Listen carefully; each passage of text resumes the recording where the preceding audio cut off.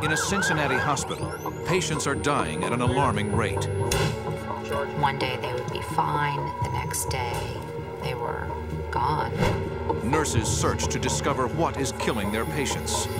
You can look in his eyes. You know he's dying. You say, what the hell's going on? Something's wrong here. The unexplained deaths keep piling up, and the only way to stop them is to solve the mystery before more lives are lost to this unknown killer.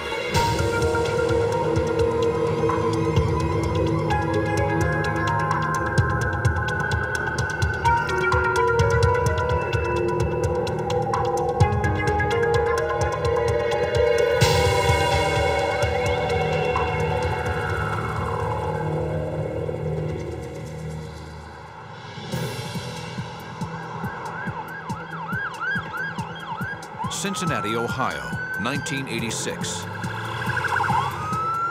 At a long-term care hospital, Clyde Douglas is gripped by a sudden and unexplainable pain in his chest. He cannot breathe. He is in total respiratory failure. Okay, we'll be able to shock him. And goes into cardiac arrest. I'm charging. Clear. The staff works frantically to save him. They do all they can. But Clyde Douglas is dead. He was gone just like that. He was dead, just like that.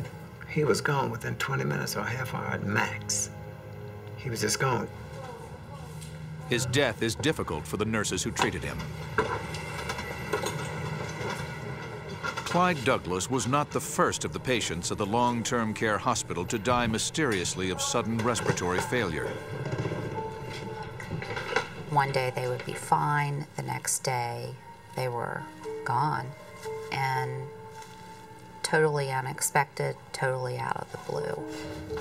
The facility was full of the city's sickest patients. But in a hospital where death is common, these deaths are suspicious. They showed no signs prior to that there was anything going on. How could nurses protect the patients they care about when something in their hospital is killing so suddenly and at random?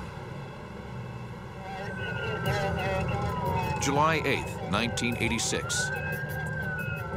Paramedics respond to the scene of an accident.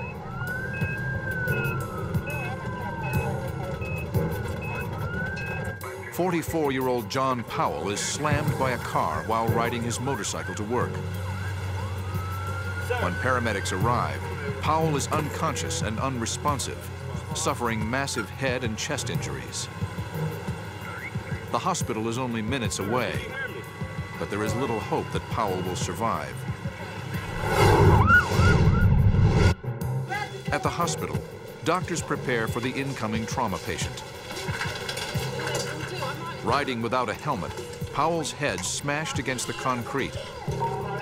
He was then dragged over the pavement, producing multiple deep abrasions. Powell's injured brain is beginning to swell, and doctors know without immediate surgery to relieve the pressure, John Powell will die. John's wife is notified of her husband's condition. When I arrived at the hospital, John was in surgery. I was told that his condition, it was a life and death situation. Heather, my oldest daughter, she started to pass out, and Holly, my other daughter, was almost hysterical, and my son was just speechless. John Powell miraculously survives surgery and is moved to the intensive care unit. I really didn't know if he was going to make it at that point. But his prognosis still doesn't look good. I was just concerned, though, because it didn't look good, but he had just come out of surgery. He was swollen and very bruised. For his wife, Patricia, it is a shock to see her husband incapacitated. He was an assistant scoutmaster, and he liked wildlife, and he loved camping and the motorcycle. He was a rock. Weeks pass in intensive care, but Powell does not improve. Doctors tell his wife that if he does not begin to make some progress, he will have to be transferred to the long-term care facility, the same one plagued by a rash of mysterious deaths. Because we're all rooting for you. It was a long-term care facility that had a lot of people that were not expected to survive. This facility was a place for the chronically ill, the elderly, and patients that were incapacitated or in comas. Very few that came to that hospital were expected to leave. Very few did leave. Most of them he took down to the morgue. The public perception was that people were sent there to die. But even at a place where patient deaths were common, the recent number of sudden respiratory cases were staggering. I would take about 3 a week from 2 different floors to the morgue. We can't do any defibrillation. Was the hospital staff slowly recognizing a silent killer lurking at their hospital? Even if they were, there was no way to stop it, and no way to predict the next patient to fall. The killer strikes at random and without warning. The smallest sign of distress turning deadly in an instant. An orderly notices Leah Matthews struggling to breathe. He asks the nurses to respond to the patient. Maybe come with me. Only a few hours earlier, Matthews was stable and recovering well. Matthews? Nurses rush to the room, Matthews? but it is too late. Matthews is dead. The official cause of death is respiratory failure. But no one can explain why Matthews' lungs and heart suddenly failed. If you got a spiked temperature and your respiration is erratic, blood pressure shooting to the moon, they may give you this in an IV to take care of the blood pressure, this for the respiration, or something to combat all these symptoms. But if you're doing all these things normal, and then bam, you dead. It don't happen. Back at the intensive care unit, doctors caring for John Powell have no choice but to ask John's wife, Patricia, to consider transferring him to the long-term care hospital. There wasn't anything more that they could do at that point, but he needed to go for rehabilitation. Patricia finally agrees to transfer her husband. She has no idea it is the same hospital where patients are mysteriously dying of sudden and unexplained illnesses. After a horrifying motorcycle accident, John Powell spent 6 weeks in a Cincinnati hospital, struggling to recover in an intensive care unit. When doctors finally felt they couldn't do anything more for him, they recommended his transfer to a long-term care facility. You can come in now. When Powell arrived at the hospital, nurses knew his injuries were severe. There were lots of bandages that had to be taken care of. He also had a feeding tube in his stomach, and that required a lot of care. But even with the odds stacked against him, Patricia Powell believed her husband was getting the right care. The nurses and nurses' aides were so good to John, and they were so good to the whole family. And I felt that he was in a good place. I really did. And we visited every day to be with him, so I sort of felt like, you know, we were one big happy family. Just as John was arriving at the long-term care facility, other patients with severe head trauma joined him. Leon Nelson was transferred there after brain surgery left him in a coma. Nelson's wife, Sandra, had heard the rumors about the hospital. Well, I didn't want him to go there because we had always heard that you just went there to die.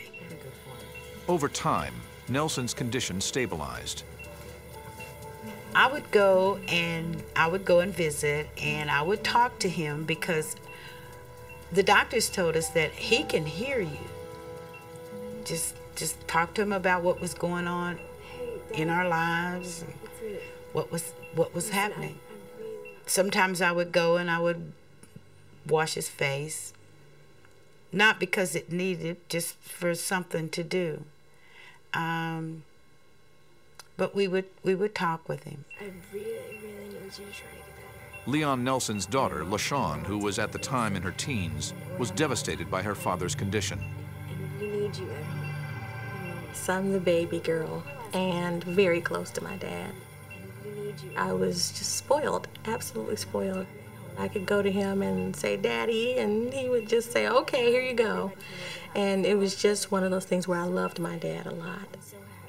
Wherever you saw him, you saw me. So we were sort of inseparable. He was my dad, and I was the little girl just hanging on his leg. Sandra and LaShawn stayed by Leon's side, and he started to show signs of improvement. I had hoped that he wouldn't be there long. I had hoped that he would come out of the coma and be able to come back home. Dad? I remember telling him, Daddy, I love you. I'm getting ready to go. And he squeezed my hand 3 times. I was so excited, and it gave me a little bit of hope, you know, that maybe he would get better. Leon Nelson seemed to be on the road to recovery, but things took a major turn for the worse. After several months in the hospital, a nurse discovered Leon had stopped breathing. I thought his condition was stable. I didn't have any reason to believe that he was going to be dead. I mean, I was looking forward to going to see him. By the time the nurse summoned doctors, it was too late. Leon Nelson was dead. 10 after 9. I have a child that I have to raise, and I don't know, you know, how I'm going to deal with this because she's lost her dad. Leon's condition was stable.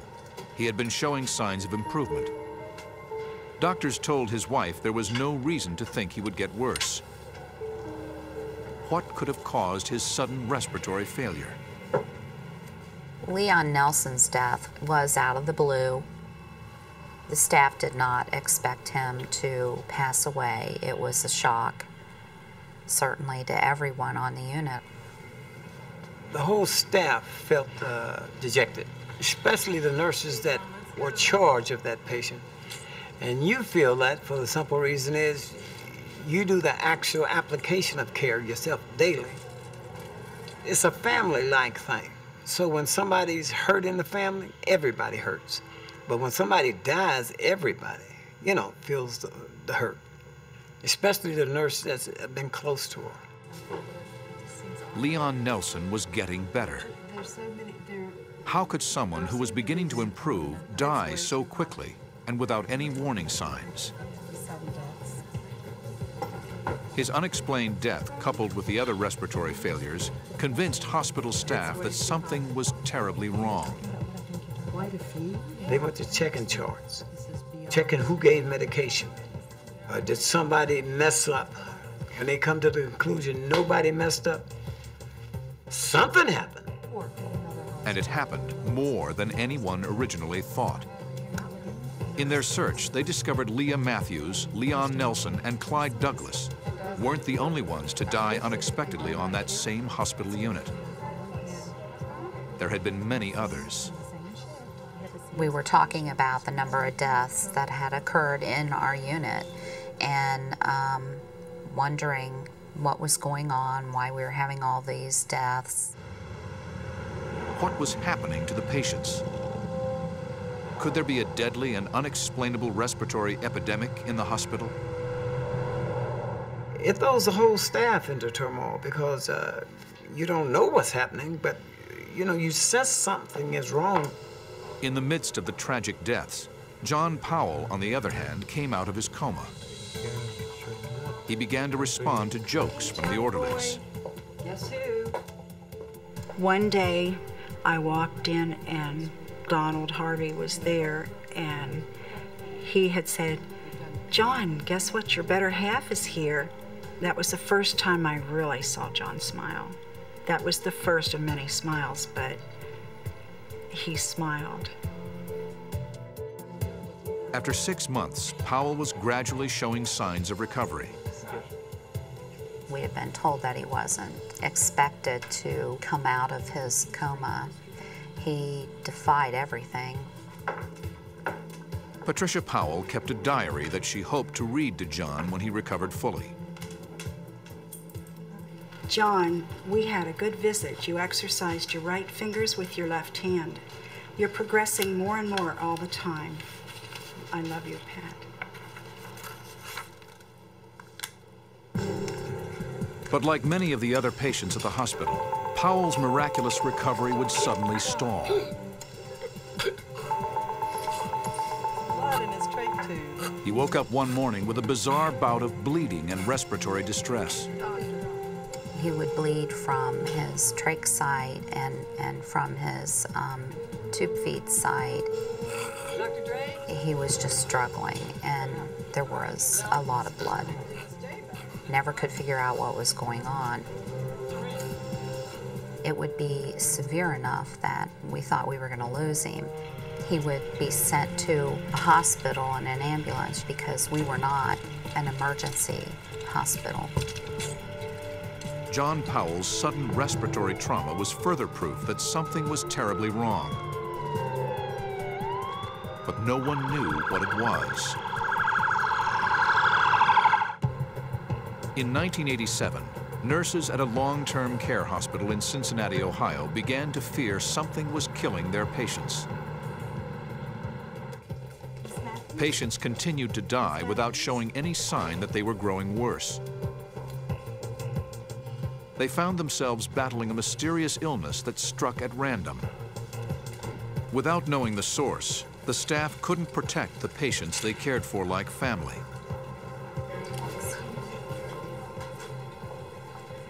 The deaths seemed to be occurring more frequently. A nurse would check on a patient they had seen only hours earlier and discover they had mysteriously stopped breathing. Mr. Nolan? It didn't seem to matter how vigilant the nursing staff was in checking on patients. Mr. Nolan? They could not save them. Mr. Nolan? The deaths came on too suddenly, and what was worse, the deaths were becoming more frequent. Something's wrong. He wasn't like that. Because I'm taking his blood pressure, I'm taking his temp, I'm talking to him while I'm taking care of him, and just the next you come back off a day and he's dead? I said, maybe it's the air they're breathing. The nurses had seen death many times before, but never such a pattern of unexplainable respiratory failure. This is a small hospital, and The chart showed you this, that this guy had made improvement, doing better. One day he's smiling, the next day he's dying. All of it comes into focus then, you know. The mysterious killer was taking patients at record rates. Staff were definitely talking at the time when we noticed all these people started to die on us. We may have had maybe a death a month, and now we were up to, in 3 months, maybe 11, way over what it should have been, and was definitely not normal. James Hale and fellow nurse's assistant Donald Harvey couldn't figure it out either. Me and Harvey worked together all the time. I said, man, what's going on? He said, I don't know, Jim. I said, man, something's wrong. He said, yeah, you know, we here just a shift. I said, yeah, but I'm working 12 hours a day, at least 3 of these days, and, you know, 7 days a week, and so I know something's going on. No one on the staff had any idea what or who might be behind the mysterious deaths. And it wasn't only the deaths that concerned the staff. John Powell had been suffering strange attacks while at the long-term care facility. When John Powell was having the hemorrhaging episodes and the respiratory problems, everyone was talking about it, trying to figure out what was going on. But each time he was transferred for emergency treatment, he miraculously recovered. Patricia Powell had no idea what was wrong. Since he was progressing, I guess I didn't really understand it, but I really didn't know for sure what was causing his problems. Powell returns to the long-term care facility, but in a matter of days, he inexplicably gets sick again. What was it about the hospital that was slowly killing John Powell? I'm no doctor or nurse, but you can see the change in the color, his complexion. Something's wrong here, you know, or like the lips dry up. You say, well, maybe something wrong with his kidney or liver or something, you know? But just in one day? Yes, sir. Yes, sir, right away. This guy's sick. I mean, sick. You can look in his eyes and his face. When something happened to him, you can see his paleness come through. You know something's happening, but what it was, you don't know. Even with the setbacks, Powell did make progress. The staff, I believe, was very surprised about his progress, and at one point they called him the miracle patient. Patricia Powell continued to keep a diary. John, we had a good visit. Your progress is terrific. Holly was with me, and you waved goodbye. Love, Pat. Nurses worked tirelessly with Powell to help him regain some limited motor function. And we were really working diligently with him to try to get him to the point that he would be able to go home, that would be a viable option for him. And he was reaching that goal little by little. But each time Powell would take a step forward, he would have a major setback. I looked at him, and the skin, you could see the ash in the skin. I asked the nurse, what happened? She said, Jim, something as bad is happening here. They know something's going on. Over the course of the next several months, Powell would suffer a number of respiratory emergencies, each one landing him in the emergency room. Send the doctor to this. He would have one of these hemorrhaging episodes and do great, come back all healthy, and then a while later he would have another one of these episodes, and the whole thing just kept going in a cycle. Maybe because Powell was younger and stronger than the other patients, he was able to barely fight off what had killed so many others. But still, no one could find the source of his problems. They would run tests on him, never found anything. He was lethargic, I guess, for a lot longer. I couldn't see that bounce coming back like before. But even surprising his own wife, Powell would battle back. He started to maneuver around the hospital in a wheelchair. It was so unexpected. The feeling of seeing someone do what you never thought that they would do, ever, and how excited the family was because they were getting their dad back.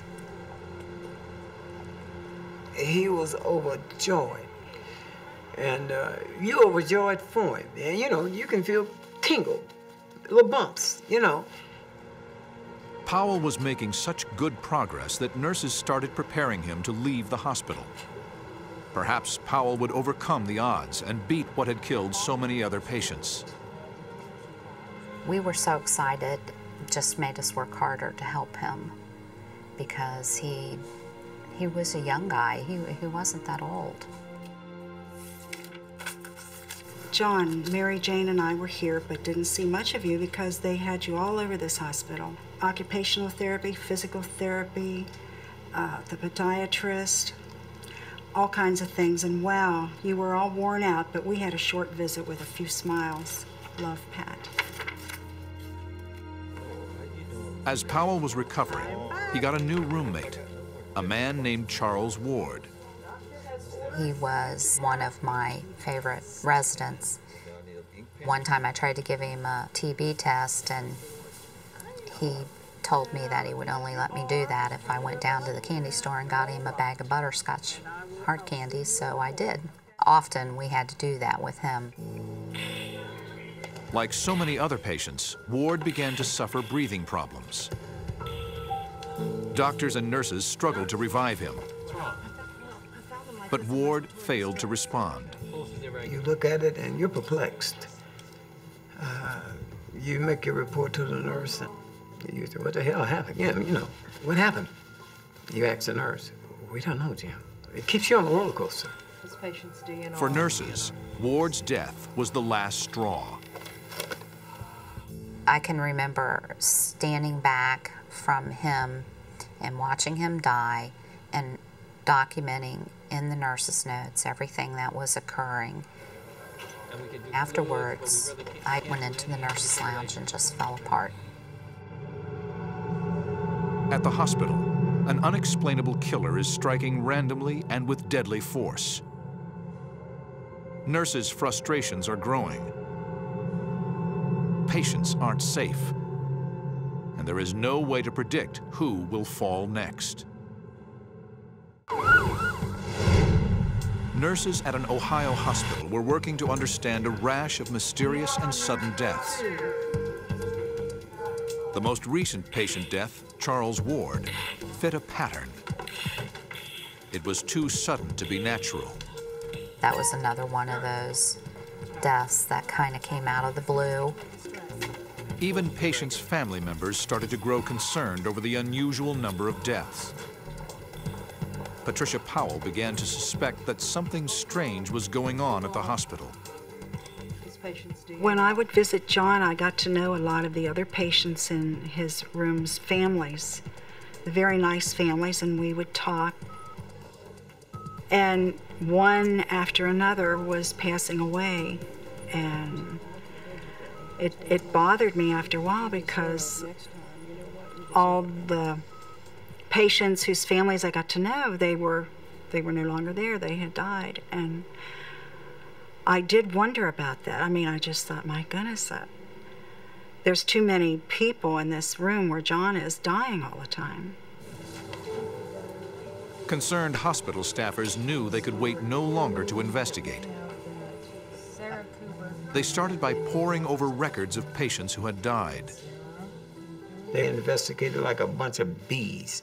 They went to crossing them charts up, seeing who was here then and who was there then. When the nurses finally got together to calculate the number of mysterious deaths, the resulting figure sent shockwaves throughout the entire hospital. Someone pulled out a piece of paper and started writing down names, and we were all calling names out as we went. And what we ended up with was a list of, was it 11, maybe 16? The number was too high to be a coincidence. Something was terribly wrong. Nurses thought they figured it out and notified supervisors of their suspicions. When we start talking about the list coming out and bringing all of that to the head nurse's attention and the administrator and the director of nursing, all of the chain of command within that hospital, I mean, we would talk about it and we would take the list and we'd be told no, there was no reason to even look into that. But the nurses were met with skepticism from their superiors. Many patients died at the hospital, and supervisors said there was nothing that should arouse the nurses' suspicions. And I think it's something that needs to be looked into. But everyone was suspicious. Patricia Powell had a strange visit with her husband soon after Charles Ward's death. John seemed a little desperate with his eyes at that point. You know, they kept going back and forth and looking at me and back to the side. John Powell may have known how Charles Ward had died, but he couldn't communicate it to his wife. And he may have feared for his own life. I told him, I said, I feel you're trying to tell me something, and I will do my best to try to figure out what it is. I just didn't know. I felt bad I didn't know. What Patricia Powell didn't know that evening as she left was that it was the last time she would ever see her husband alive.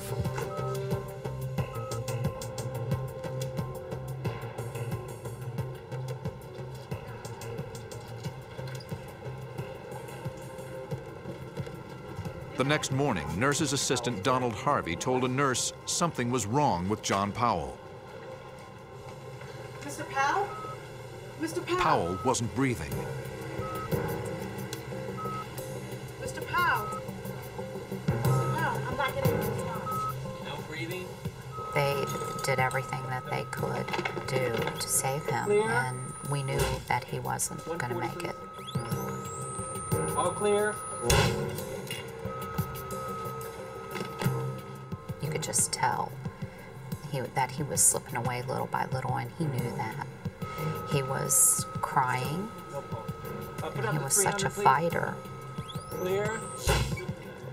The one thing that always stuck with me through that was watching him cry. I received a call from the hospital, and a doctor had told me that John had just died about a half an hour earlier. I just wasn't expecting that. I knew he was having a little setback, but I just still didn't expect him to die. They asked me if I wanted to come to the hospital and see him, but I was in a state of, I knew I had to try to break the news to the children, and I just couldn't go back to the hospital that morning in the state I was in at that time. We're going to call the code. Hospital staffers took Powell's death 428. extremely hard.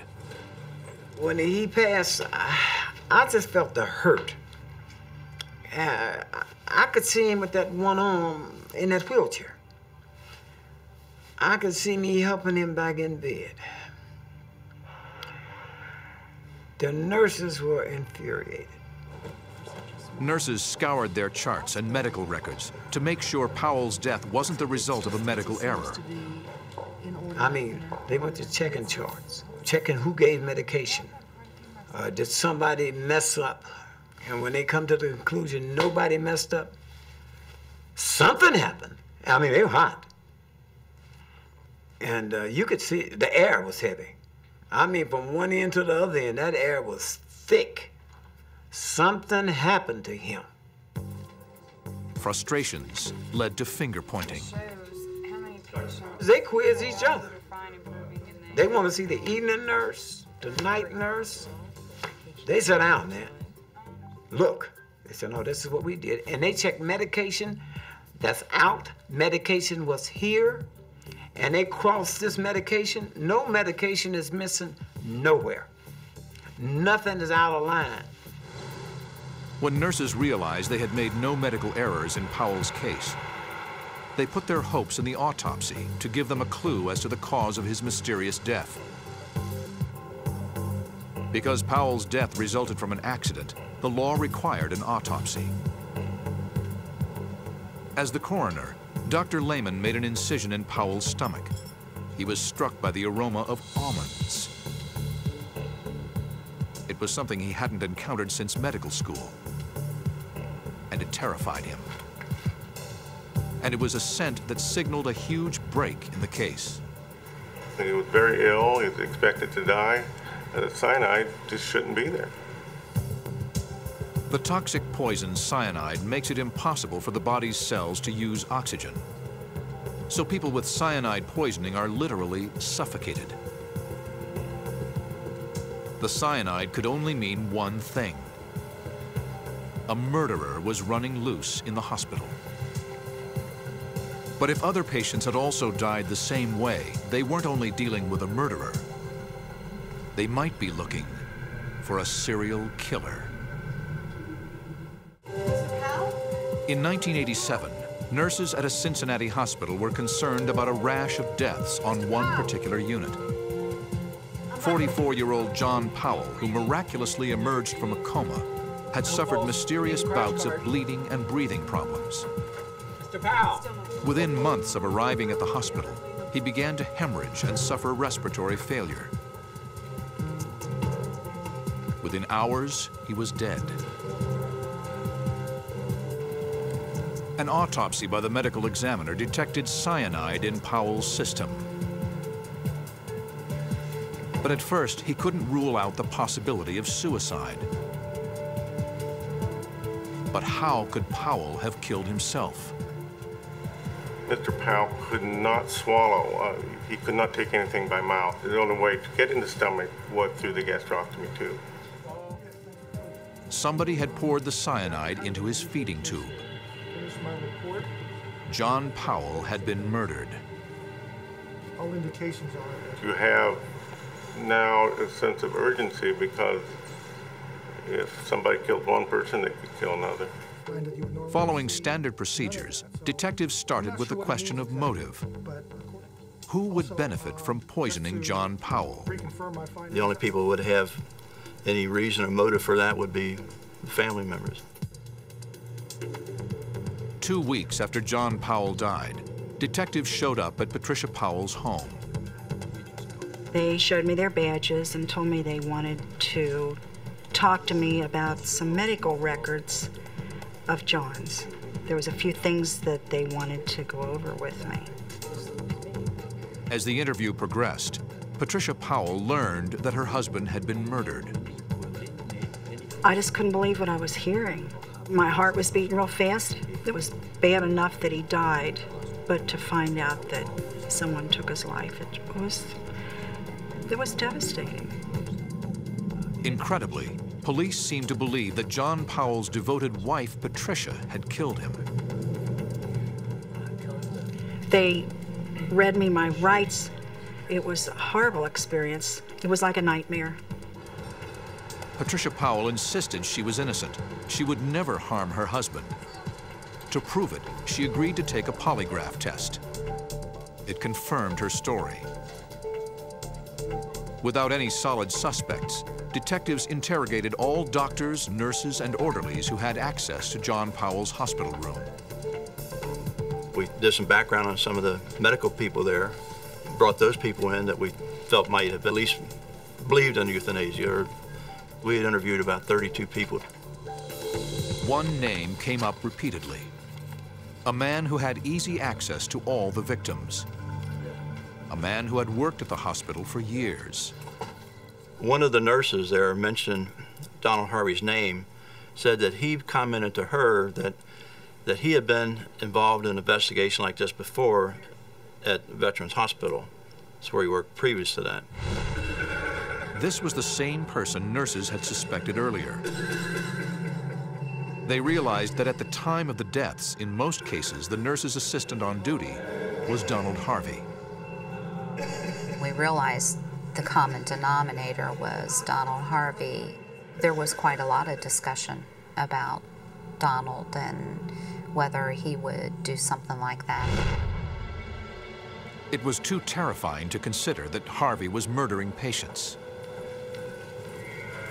I was defensive. I said, why would you say that about him? He was an excellent orderly. I mean, he was meticulous in everything he did. You know, he was just, he was tip-top. It never comes across your mind that somebody would intentionally hurt one of these patients. You couldn't even conceive that. But no one could argue with the evidence. And when they called me in and laid it down, you'd have to be blind not to see. Harvey had even heard about the nurse's suspicions. There were times that Donald Harvey would kind of joke about it among staff and make little comments, and as if it, you know, to kind of brush it off. James Hale, whom Harvey called Big Daddy, recalled a chilling conversation he had with Harvey. I said, hey, something's happening to these people. Big Daddy, ain't nothing happened. You know, people in here die. That's what they come here dying. I said, yeah, Donna, but we didn't send a lot of them out here. You got to get used to it, Big Daddy. I said, no, you never get used to people dying. He said, oh, you will.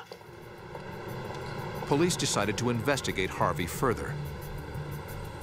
They called him in to take a polygraph exam. Detectives told Harvey they knew what was happening at the hospital and how he was involved. After 4 hours of intense interrogation, Harvey finally cracked. He confessed to killing John Powell. I did it because I felt sorry for the guy. Donald Harvey told us during the confession that he used the cyanide and poured it directly into John Powell's G tube, his feeding tube, which it would go straight into the stomach. It was difficult to believe that a man trusted to care for the sick was murdering the very patients he was charged with helping. The hospital is supposed to be a safe haven, and Donald Harvey was accused of killing the vulnerable and virtually defenseless. At first, Harvey claimed that he killed Powell to relieve his suffering. As the interrogation progressed, his story changed. And during that confession, he commented, too, that he had poisoned John Powell previously with smaller amounts. And that could explain the reason when we looked at medical records, you could see that some days he wasn't doing well and other days he was. Donald Harvey was booked on charges of aggravated murder and taken into custody.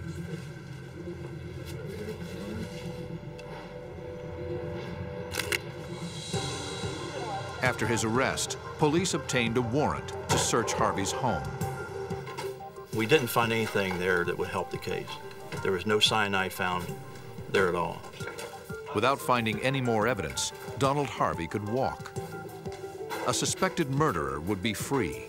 The entire case hinged on a confession. If the confession got thrown out, then we would have a problem.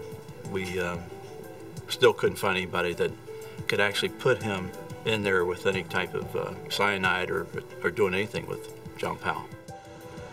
Harvey had only confessed to the murder of John Powell.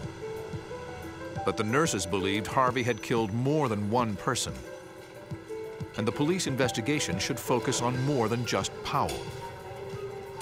After Donald's arrest, everything stopped, and there was no other mention, no other investigation. We didn't hear anything. It doesn't take a brain surgeon to figure out that when you've given someone a list of names that you suspect died suspiciously and it's not looked into, there's a problem. And that's all we wanted, was somebody to listen.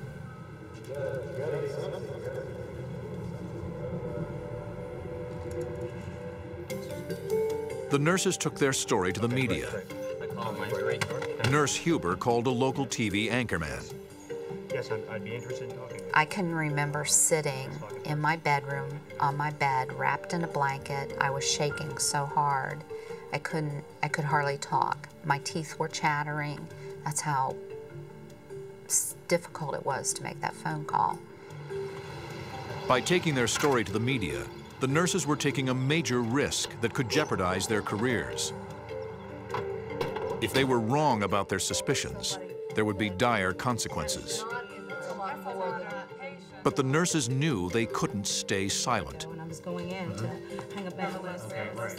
They gave the reporter a list of 18 deaths they considered suspicious. They also gave him schedules showing that Harvey was on duty when all the patients died. the reporter broadcast the story, alleging Harvey could be a serial killer.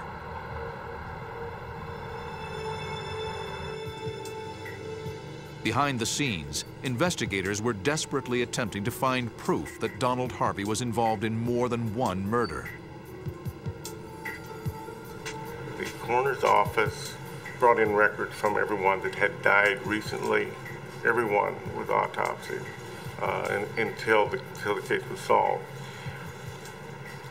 If we go through these records, you'd find very sick people and they died, but they all were expected to die. Just going through the medical records just wasn't working. Pressure from the media convinced Harvey's attorney that prosecutors were closing in. Donald Harvey then made the ultimate confession. In order to avoid the death penalty, Harvey agreed to give investigators information on additional murders. He had a remarkable memory. Who was there, what nurse was working at the time, what poison he used, the reaction of the patient. Harvey told prosecutors he had smothered Leon Nelson using a plastic bag he found in the room.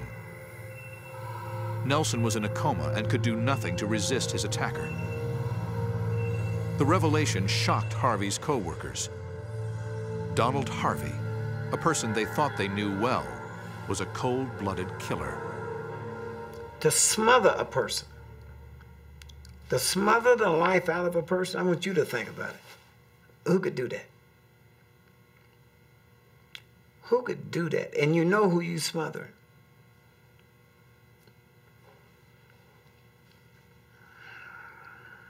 When I found that out, how he died, I had to leave that profession. Harvey then directed police to evidence that corroborated his story. Stuffed in the back of a picture frame was a handwritten list of his victims by dates and bed numbers. He must have kept it as a trophy, a horrible record of his murderous spree. Authorities exhumed 10 bodies. The autopsies found residues of arsenic and even cleaning fluid, further confirming Harvey's confession. On August 18, 1987, Donald Harvey pled guilty to 24 counts of aggravated murder and 1 count of felonious assault. Because he could not be sentenced to death, he received the maximum punishment, 80 years to life. Orderly Donald Harvey tried to explain why he chose his victims. Donald Harvey said that people would bring their loved ones there and leave them and never go back to see them, never cared about them. Well, he lied. He lied. He lied, because there was somebody there to see Leon every day. Every day. Harvey's murders might have continued for years, if not for a keenly observant deputy coroner. And the tenacity of nurses, so attuned to their patients that they could recognize suspicious deaths even in those with terminal conditions. But the case took its toll on all who were involved in it. I never went into another hospital setting, and from that point on, I went to an entirely different type of nursing and started, I guess, over and made sure that I got supervisory training, and from that point on, I was in charge. I see a lot. Through the tragedy of John Powell's death, a serial killer was stopped. I felt that John's death was significant in stopping the killing of any more patients. So I think of that quite often. I guess in some way, he was a hero